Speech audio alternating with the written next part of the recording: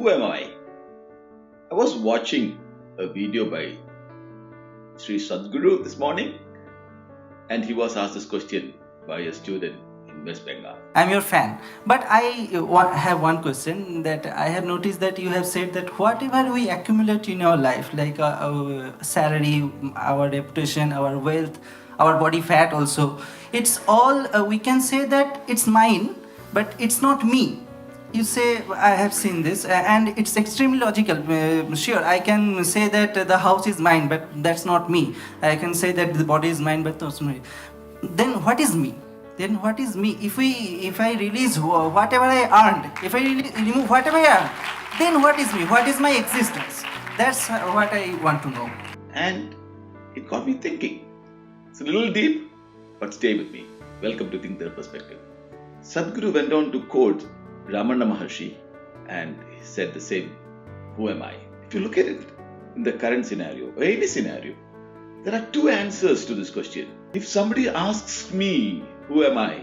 I work with an events company, I run an exhibition, or I am from Kerala, I am from India. I put an identity which people look at me and say, this is Biju Jayaraaj. That is for the external world.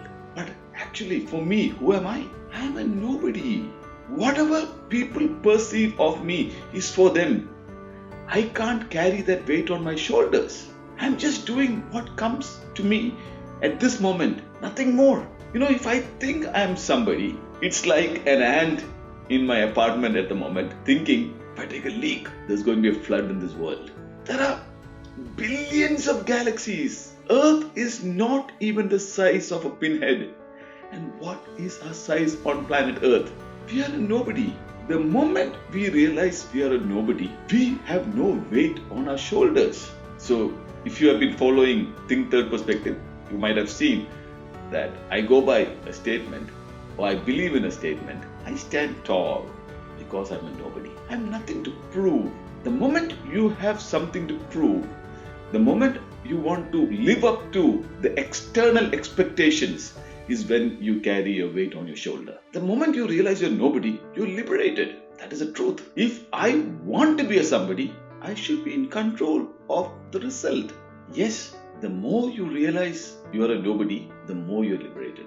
So, you might be a father, a husband, an employee, a boss.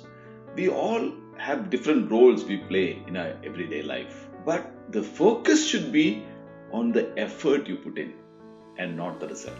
The moment your objective becomes to be the best father, best mother, or best employee, and that being the best brings you happiness, then you become a somebody. You can do everything for your kids and just be.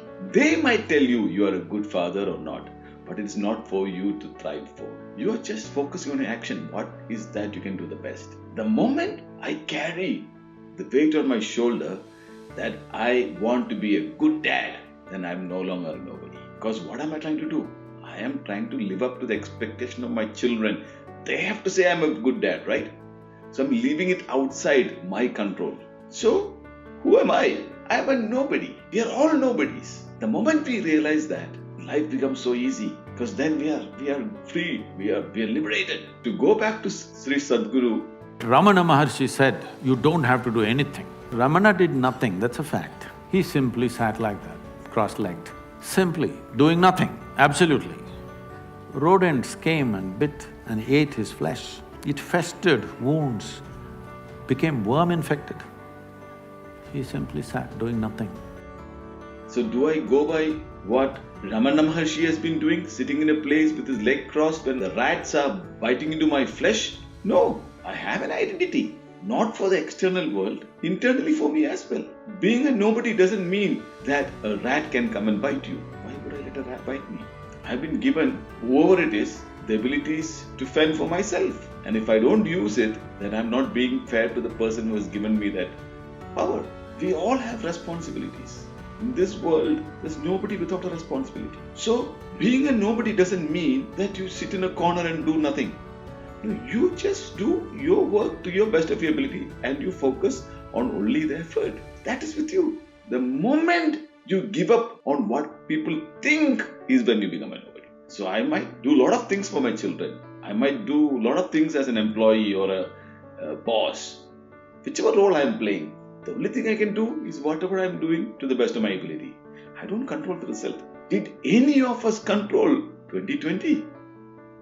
How did Corona hit us? It actually proved that we are all nobodies, to the extent that we were all prisoners in our own home.